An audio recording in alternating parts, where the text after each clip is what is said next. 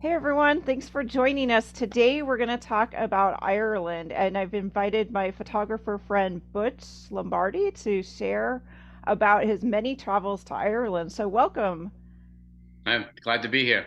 Wish we were both in Ireland. Yeah, I know. Me too. So, how many times have you actually been to Ireland? Four. We took four trips. The first one, and this was the catalyst to get us that got us to go there. Was we took our son was in college and he did his junior year abroad, and he did it in Cork. And when he did it, they told him to go for the full year. Don't do a half a year because you miss out on too much. By the time you get settled, it's time to come home. So he had a friend at his high school who was his father was an Irish national, and they had property in Ireland. So he said to us when the kids at the end of their sophomore year, he said, "You're going to go over and visit the boys when they're over there." And I said, "Yeah, we intend to go." So he said, in his Irish brogue, he says, "Well, as my father said, a Hilton is a Hilton is a Hilton. I mean, the hotel is a hotel is a hotel." So they had a house there, so they gave us the house. Oh my goodness. So I said to Cindy, I said, if we're going to go, I said, it's going to cost us the same amount of plane fare if we go for 2 days or 2 weeks or 3 weeks. So I just said, we're going for 3 weeks because we don't have to Yeah, pay for a hotel. right. And so that's what we did. And Nick, he was in school for the first week we were there. So we stopped and we went from Shannon to Lahinch, stayed in Lahinch, which was the Cliffs of Moher, and did the Aran Islands in that area, then drove down to Cork. But the house was in Carrigaline, which was south of Cork, and it was near Kinsale, which was like another Oh, great. We would drive down to Kinsale. Old Head Golf Links had just opened up. It's now this like world-renowned golf course. We got to play it like 6 days after it opened for like 30 pounds. Now it's like I don't know, £1,000, $1,000 to play around the golf right. course. And that was our introduction to Ireland, and it was so easy to do because we rented a car, we had a house, so we were kind of living there. It was different if you Yeah. went stayed in a hotel. So we did the Ring of Kerry, Dingle. Um, we went as far east as Waterford, and we kind of did that whole southwest corner in that first trip. And what And time of year was that first trip? Was it? we've gone, and this is probably, I would recommend this too, going in May or June, Okay. early June, because number one, all the Europeans take their holiday or vacation in the summer months, but the warm summer months. So the beginning of June to the middle of June is probably good, and May is even quieter. And the other bonus is it's daylight from like 4 o'clock in the morning till like 10 o'clock at night. So you've got like this long, long day we would go out to dinner and then just go sightseeing again Oh my because goodness. at 8:30 at night you could still run around, and um, the sun sets too lasts forever up there because the sun doesn't set this way, it sets this way, so like it Hmm. does up north, north, like in Yeah. almost in the Arctic. So it takes it forever to set and come up again. So whatever's going on is not like a 5 minute event. We had one here last night that I got in the car, drove down to the beach, which is only like, I don't know, not a tenth of a mile, and it disappeared because it faded so fast. Oh my So goodness. you get a lot of photo ops in that time frame, and you keep away from. And I imagine if you went on the other end of it toward the fall, I mean, the days would be getting shorter. But if you went like in September, you avoid the crowds, and that's what I would do. I would avoid the crowds. And one other thing we did was the other three trips, we just booked the first bed and breakfast, which was the day we got there, and the last bed and breakfast, and then we Mhm. just winged it. We Oh, just did drove, you? and wherever we wound up, it was about 4 o'clock. We started looking for bed and breakfast, and we just grabbed a bread and breakfast. And if we liked the town, we'd stay for a couple of days. If it was quiet and not much going on and not a lot to see, we'd move on. Um, and and that's pretty much how we wound up because we loved it so much. We just kept going back. We still want to go back again, but Yeah. What is a spot that you would say not to miss if someone was thinking about going? They, there's a long list of that. Oh, Cindy's there. Hi, April. Hey, Cindy, good to see She's you. recording again, so. How are you? Good, how are you doing? I'm good. I'm I'm hearing good. all about Ireland, which is Yeah, fabulous. I wish I could go again. I mean, I'm going in June, so I'm getting some Yeah, tips. yeah, that's a good time, it's like we said. beautiful. Absolutely beautiful. Yeah, yeah. We know because we've done it 4 times. Yeah, I she said that. know. She's right. Yeah. Yeah. Yeah. Well, I know you'll enjoy it. It's nice to Thanks. see you. Yeah, good to see you, Cindy. Okay. So, there's so much to see. You cannot go anywhere and not find something to photograph. It's just what you want to photograph. We have done the whole West Coast from Mizzen Head to Ballyliffin, which is pretty much the northernmost to the southernmost point of the West Coast. And I mean, the Ring of Kerry, which is where everybody, a lot of them, that's where they Yeah. send the tourists. I mean, Dingle is great. Kerry, and even the Ring of Kerry is great. But somebody told us we had done that in the first trip, and somebody said, do the Beara Peninsula, which is one south of Kerry. Yes. Because Yeah. and this is back then, I'm not sure if that's true now. He said, because the buses can't negotiate the roads. So Oh. you avoid the buses. The other tip they gave us, they said, if you do the Ring of Kerry, do it counterclockwise because the buses do it clockwise. So you avoid being at the same stop as the buses all the time. Yeah, that is smart. Did The you do a lot of any of like I've heard there's like castle ruins and abbeys. Did you? It's everywhere. They're everywhere, literally everywhere. Yeah, a great town. We really like Clifton. It's in Connemara, Mm-hmm. and from there you can pretty much do most of Connemara, which is it's like everything else. It's all beautiful. You can also take the ferry from there to the Aran Islands, and we did a day trip to the Aran Islands, and that's you can actually you can stay out there too. I mean, and that's another spot that's really beautiful. You go further north, Westport is a great town, and then you get Sligo, and then you get up into Donegal, which is again really pretty. The one thing I would recommend anybody that does Ireland is, and I've seen other people do this, you try to do too much. Yes.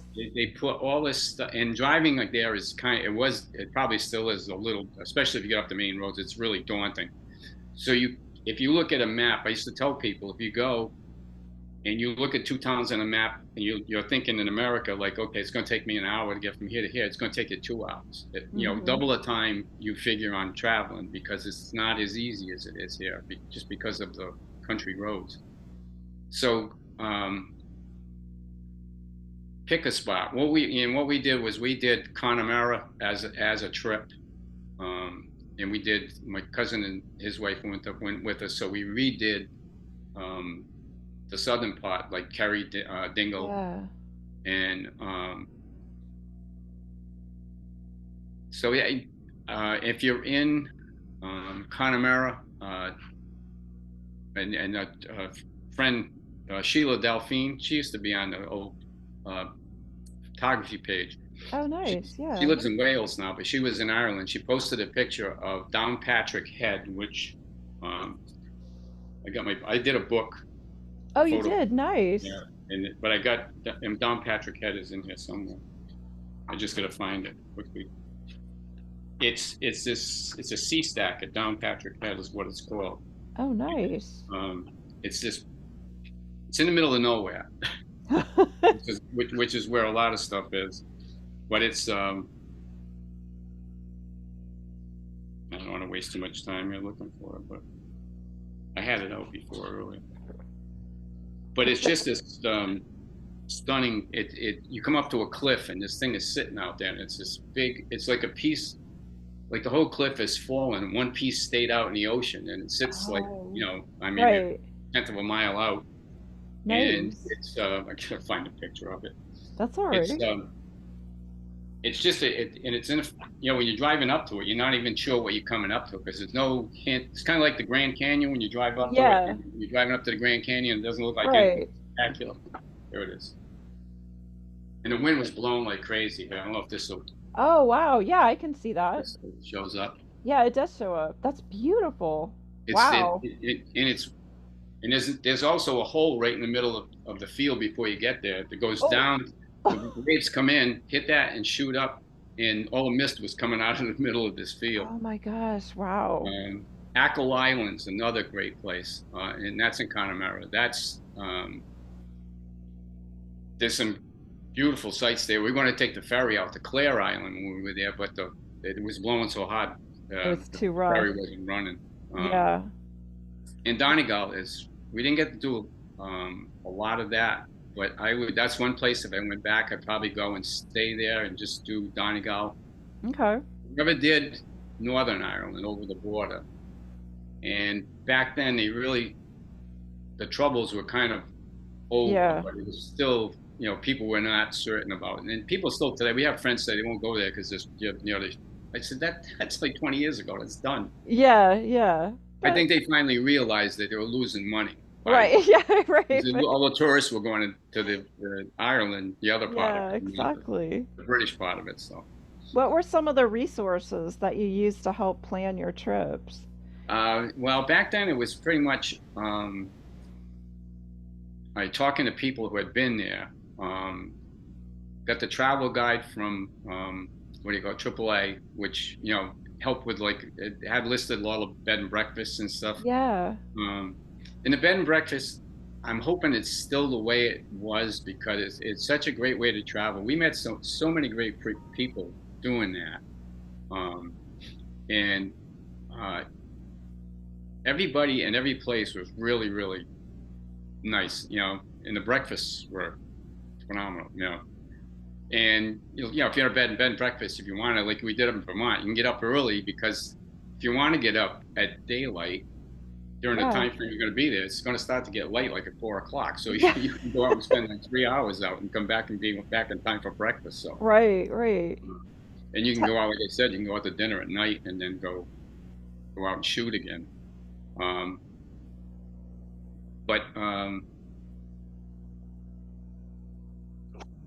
That's what that's how, that's basically how we found out about it. I mean, we researched it.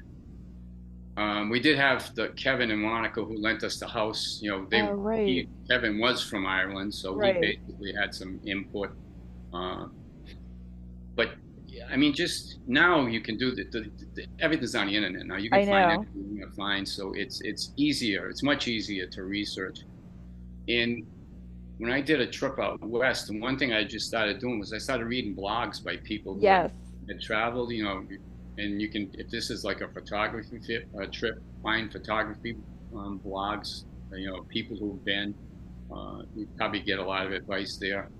But the one thing I would say, I stress this again, is don't try to do too much, pick an area and go to it and explore, because you wind up, and we did that, and you wind up finding things that nobody else finds, or you don't see pictures of them anywhere, I mean, Cliffs of Moher everybody's going to have a picture of the Cliffs of Moher, but like if you go down the road to Dublin, there's the little town in the middle of nowhere. It's got Gus O'Connor's pub, and there's nothing around it, and you go at night and the place is jammed. Wow. That was the other thing we would do. We would go to the bed and breakfast. We'd settle in, ask the owner where was a good pub with music or a good restaurant, and every night we would go eat and then go to a pub. Oh, nice. Yeah, that sounds fabulous. It was. You get to mix in with the people. And I got a great story later for the people that we met there, but. Go ahead and share about the people that you met. We were in Westport and we stayed at this bed and breakfast, and it was a guy and his I think he had his kid or kids, I can't remember. We nicknamed him the Leprechaun because he was just like a leprechaun. And he drove the school bus. So we get up, he made us breakfast, and he apologized because he had to take his kids and get on the bus to do his route. So he let us close up and leave after he left. And then when we were in Westport, and we're walking down the street, and this there's this guy walking down the street, and he's got slacks on, he's got a sport jacket, he's got a tie, and he's rolling along, and he's walking up to everybody. He's got his arm around people, and he's talking to them. He's got his arm around us, he's talking to them, and we're kind of, who's this guy anyway? Yeah. Like he must know everybody. So we kind of walked down Main Street, and he was doing this, going down Main Street with us. So we went to a restaurant to eat, and we're sitting in the restaurant. We're having dinner. We finish dinner. We get out. Now we're going to go down. We're kind of like above the town a little bit. So we walk down to the main part of town again, and it's now getting dark. And we come down to a corner, and out of the building comes this guy. The guy. And he's with another guy. So, they walk out, they're talking. So guy goes down, there's a cab, opens the cab door. The guy puts the leprechaun guy in the car. Waves goodbye. The car drives off. So the guy goes back in the building. We come around the building. I look up at it's the police station. Oh, he was probably drunk. They probably put him in there to dry out a little bit and then sent him home. That's amazing. I thought you were going to say he was like the mayor or somebody, since he was hugging everyone down the street. Yeah, no, he wasn't. That's a great story. This is one of my favorite characters of Ireland. Oh my gosh. That's the captain. That's the captain? We went to our last trip. We were having trouble trying to find a bed and breakfast. And we finally found one. We were trying to get back, because we always stay in Lahinch on the very last night. We stayed with the same person, and we had booked that, but we were getting back near Lahinch. We were coming back near the Cliffs of Moher. Oh yeah. And we couldn't find a B&B, and we finally got one in Liscana, which is in between Lahinch and the Cliffs of Moher. And it was on a farm, and it was this guy Tom O'Connor's farm. So we showed up like 4 o'clock. There's a little West Highland Terrier tied up out front with the cat. And then we met his wife. She was going to 4 o'clock mass. It was Saturday. Oh, okay, yeah. So the next morning we're having breakfast, and she made breakfast for us, and he comes in from the barn. He's got the big heavy woolen sweater on, a straw sticking out of the sweater. Right. And he's helping serve breakfast. So we started talking about Connemara ponies. Oh, uh-huh. And you said, we saw horses, but we don't know if they were Connemara ponies. So we're having this discussion at the table, and he's serving, and he said, well, do you want to see it? He said, I got a mare that just had a foal. And she's in, he starts trying to explain to us. He said, well, after breakfast, they'll tell you how to get there. So we finished breakfast. Now we're out in front of the house, and he's trying to explain how to get there. Have you been there before? Yeah, I've been to Ireland, yeah. Okay, so you know how all the fields are divided up into these little stone patches and everything else. We explained to us that a farmer may have, like, let's say 50 acres of land, but they're all over the place. That's why they were always moving the sheep and everything, because he's got some here, he's got some here, he's got some there.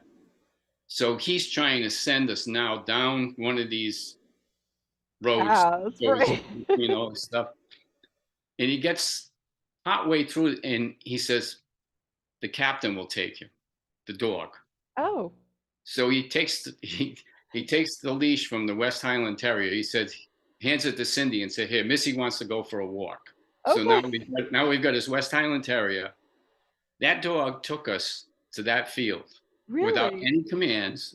We just walked following that dog. We didn't follow any directions. And you know how that thing, you can get lost in that labyrinth. Yeah, you could totally get lost in those He took us all the way there and all the way back. Oh my goodness. Never telling, he just said the dog was going to take us, and the dog took us. That is amazing. That is an amazing story. You're right. We were in Sligo, and we went to see Abbey ruins, I believe. And then there was like a gift shop there. So we're in the gift shop, and my cousin Dave I think they wrote out a check. So the lady says, Bristol, Rhode Island, like her sister or somebody lived in Bristol, Rhode Island. So now it's yeah. What are the odds? Yeah, I know. And we were in a bed and breakfast. And at the time I had worked on Nantucket for a summer when I was working for the phone company. Yeah. So I had a ring that was a silver ring with the island on it. Yeah. and we're checking out of this bed and breakfast, and it was a young lady that owned it. She was only probably in her 20s, and she said, and everybody always looked at the and ring and said, "Is that a whale?" Oh, And I would right, say, right. "No, that's Nantucket." Yeah. She said she looked at it and she said, "That's Nantucket." And I said, "Yeah." I said, "How did you know?" I said, "Everybody always thinks this is a whale." Yeah. She said, "I worked there in the summer when I Oh, was in did she? college." Oh my goodness. Because a lot of the Irish kids, and I found that out when we were there, they don't start until much later than our college kids do. So they could work through the summer into the early September or mid September Right. before they had to go back. So she had Wow. been working on Nantucket. Um, I don't think she was there when we were there, but That's amazing. Oh my it is. goodness. So, It's 6 degree. We were in a pub one night drinking, and there was another couple from Rhode Island there. yeah, exactly. What are the odds? I mean, Rhode Island itself is very small in the United States population-wise, and then you're all the Yeah, way over in Ireland, and there's yeah. You run into somebody from many, there, so. many pubs. So about photography, what photography lenses would you recommend or The first I would say, bring an umbrella, and I would just take, one of those tote umbrellas that you can fold up really, yeah, put in your luggage. Because the other thing is, if you're going to go for like at least a week, it's going to rain at some point during that week. If it right. doesn't, you're lucky. And we had Yeah. really good weather when we first went that first time. Um, we had temperature in the 70s, Oh, and that's it pretty was warm. really Yeah. nice. Yeah. But it's definitely probably going to rain at some point. So bring an umbrella and just you can shoot under the umbrella.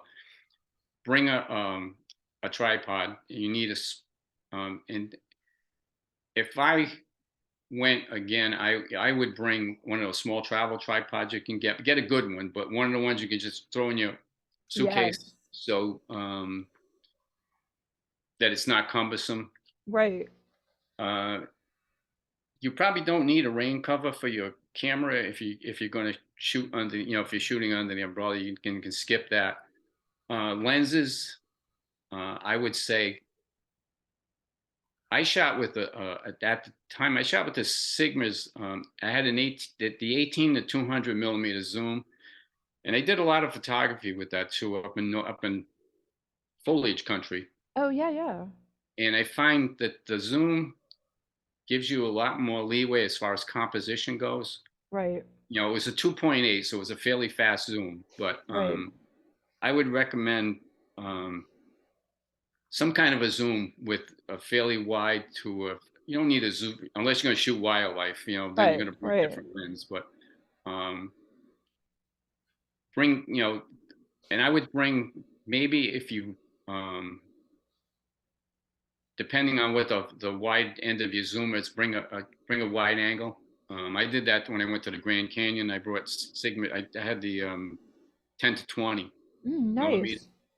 and I found that was really good. It was really sharp too. I was really pleased with the pictures I got from it. Um, Bring a polarizing filter. If you get sun, it helps. I mean, the country is if the sun's out, it's really green and it's really blue. Right. Right. There's a lot of color there, and the polarizing filter will help you saturate a little bit. I don't know about if some people. I use a split neutral density filter sometimes just to if you got a real high contrast between a bright sky, excuse me, and maybe a dark lower part of the picture. Sunsets of Right. neutral density filter works really good for sunsets because it'll help you tamp down the really bright part of a sunset. Right. The new cameras now, I find that my newest camera now is a Panasonic S5S, and I find that the dynamic range in the new sensors is so much better than my other newest camera is like my old. It's Canon 5D Mark II, and I'm amazed that the excuse me the Panasonic and the other cameras too, it's not just Panasonic, how they can, the dark areas, you can pull details from the dark Yeah. areas in by just increasing exposure in Photoshop, and something that looked like there was nothing there all of a sudden becomes detailed and Right, not a right. lot of noise either. Um, and that's, you're going to probably wind up shooting in less than optimal light conditions in Ireland at some point in time, because it's, I mean, we did that playing golf where we have every weather condition. In one round of golf, it rained, it blew, the sun came up, it did everything in like, an hour or two. So you can run into all different kinds of situations. And, rainbows are pretty prevalent over there. And a lot of people don't, and probably don't know this, but the best tool for rainbow is a polarizing filter. Oh, yeah, If that's you a put good a tip. polarizing filter on a rainbow, you can actually, if you put the polarizing filter on, if you spin it, the Mm-hmm. rainbow disappears. You can get it to the point where it disappears, but then if you Right. spin it the other way, the 180, it just brings out the colors. A lot of the, people say they look at a rainbow, and you see a lot of rainbow pictures, and people have rainbow, but it's kind of like Yeah. it's faded. The Right, colors are right. not defined. If you get a really good rainbow, uh, the polarizing filter will bring all that out. Nice. That is a good tip. And, it's travel as light as you can, I guess. I use my camera bag as my carry-on. I don't know about you. Yes. Oh, That becomes, totally. that becomes my carry-on. So, Yeah. the only thing that gets thrown in the suitcase is the tripod, basically. Right. Um, and the other thing you can do there too is, the towns are really neat, all the little towns. And, if you want to do night photography, then you're going to need a tripod. Although with the Panasonic, it's got like, they have such good image stabilization now, Yes. and all these cameras that I've been shooting at night without a tripod, which Really? Oh, didn't have, wow. yeah, and it's fine and it's sharp. You just got to be careful when you push a shutter, or sometimes I'll just set a 2-second delay. Right. So when you're holding the camera and you hit the shutter, Right. you're not moving the camera, Right. so Yeah. image stabilization will hold it steady. Right. Um, That is a good tip. Yeah. you've got a lot of leeway now with the equipment that you can bring with you. I mean, even the point and shoot cameras, they do really well. Yeah. But if you really want, you're serious about the photography, that's what I'm trying to think of. What else I would bring? I would bring a wildlife lens just simply because I like wildlife. I'll get the Panasonic G9, which is a micro four thirds with. Actually Yeah. shot the picture when we were up at the Lefferts Pond. The Right. one, the really nice one that I posted. That I shot that with the G9 with the 100 to 400. Oh, okay. And and one thing as far as wildlife goes, there are a lot of seabirds that nest in all the cliffs all along the coast. I was just going to ask No, about wildlife because when you think of Ireland, you really just think of sheep and domestic kind yeah, of yeah, animals. there's sheep everywhere. One other place I just thought of it is up in Donegal. If you're up in Donegal, and I'm not sure how they pronounce it. It's spelled sleeve, like Yeah. Slieve, Right. League, League. Right. They're supposedly the highest sea cliffs in Europe, according to what we read when we were there. And it was kind of a little bit of a daunting ride. We went and ate, and then we decided we were going to go there for sunset. It Oh. was absolutely spectacular. Oh, Um, wow. and it's really off the beaten track. Donegal has a lot of, along the coast, it's got those little stone cottages with the Yes. little, white stone cottage Right. in a field with the stone walls around it. Um,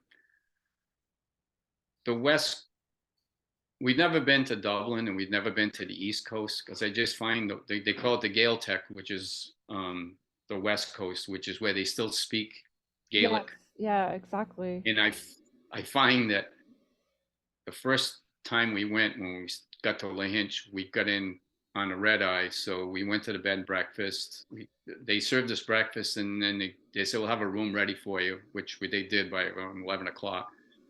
Cindy took a nap. I can't sleep. Once Yeah. I went down and I'm sitting on a porch and a man sitting with me. We started a conversation and he worked for the post office, but it happened to be a holiday. It was a bank Right. holiday. Oh, So okay. they were off. I had to ask him to repeat everything because his brogue was so thick that I couldn't Yeah, understand. yeah. It was like I was speaking a foreign language. Right, you're like, I think you're speaking English. I just don't understand. Yeah, I mean, I love to listen to it, but it can be hard to understand. But Yeah, everybody in that western part of Ireland is Irish. right, right. So as far as sunset, you brought up an interesting point that sunset lasts a long time. So if it's May or June and it's not getting dark really until like 10 o'clock, I mean, is sunset starting like at 8 or 9 or It's I don't really recall the time it starts, but like from the time it starts, it's going to end when the sun goes. right. If you look at sunset time, that will give you the time the sun was going to go down. Yeah. And actually, where I live, I live on the coast in Rhode Island, so and I live right near the beach. We're up in the upper corner of northeast corner of Narragansett Bay, so we get a lot of sunsets. Um, and sunset time is not the optimum time for sunset. It's after sunset time, Yeah. especially um, you need clouds involved to make it really interesting. A lot of people Right. look and say, "Oh, it's cloudy," but clouds really what you need is a break on the horizon so the sun drops below the horizon and the light from the sunset starts to light the underside of the clouds. Yeah. And that really is what. So if you're looking at sunset and let's say it's 9:30, that's when the sun's going to set. Actually, it'll be gone. You won't be able to see it anymore. So Right, that's the right. time you really want to be wherever you want to be for a sunset because that's when the color's going to come. The only difference is in the wintertime around here, it goes really quick. But in the summertime, even here, it lasts longer because again, the sun is setting this way, not more, you Right. know, Right. Not just dropping. dropping straight down. Not that it drops straight down anywhere, but it lasts a lot longer. So, and you've got time. I mean, if you look at, you can look that up before you even leave if you want to. It's on the internet. You can look it up anywhere, but you can get the times for the sunsets and they will be even if you get the first day, they're only like a minute and change Yes, later on the day, so exactly. you can more or less figure it out. Yeah, that's what I always suggest if you're interested in the photography is, the early or the late is, write down scribble down the times. That is something to pre-plan that you could do. It's a beautiful country. Like it's in its basic colors are green and blue, basically. Um, and I think there wasn't anywhere I went that there wasn't something that you wanted to shoot. I mean, it's just a part of the problem is if you've got an itinerary, you're trying to keep moving because it's like, wait a minute, look at this or look at that. Yeah. There are, like I said, there are abbey ruins everywhere. There are, castle ruins everywhere. That picture I just put up, Grace O'Malley's castle, I Yes. just put it up, and that was on the way to Ackle Island. We just happened to go by it, and that blue boat was sitting there. Oh my We gosh. Yeah. stop the car because Yeah, it was, there's a exactly. photo op. It's the stuff just it happens. We were in Ennis, and it Ireland's a big fishing destination for trout, salmon, Right. and we were in the town of Ennis, and I went across the street to take a picture of something, and I looked. The river runs the Ennis. I think it's the Ennis River runs through Ennis, Right. and I could see the river meandered through town, and I could see where it kind of went out of town at the other end. There was a couple of guys, fly fishing way down further. I looked down, and there's a rainbow trout. Oh my gosh. Yeah, I actually got a picture of it. Oh wow, that's I said amazing.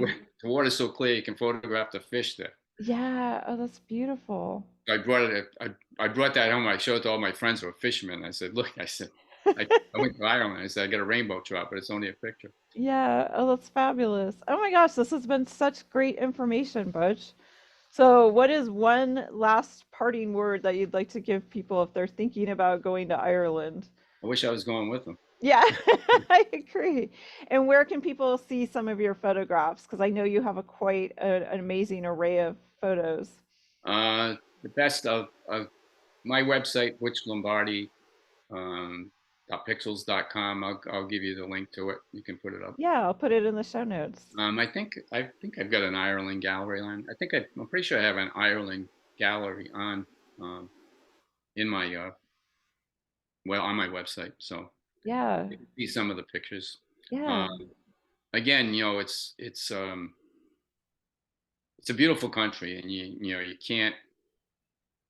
won't be short of photo ops. You're gonna have too many, basically. Just pick and choose what you want to shoot. yeah, yeah. So it sounds like you would go back. Oh yeah, yeah, definitely. We keep talking about it, and we pull a trigger on it one of these days before I get too old. Right. Well, thank you so much, Butch, for Thank your you. time It was today. good talking to you too. It was good seeing you again. Yes, thank you. Take care.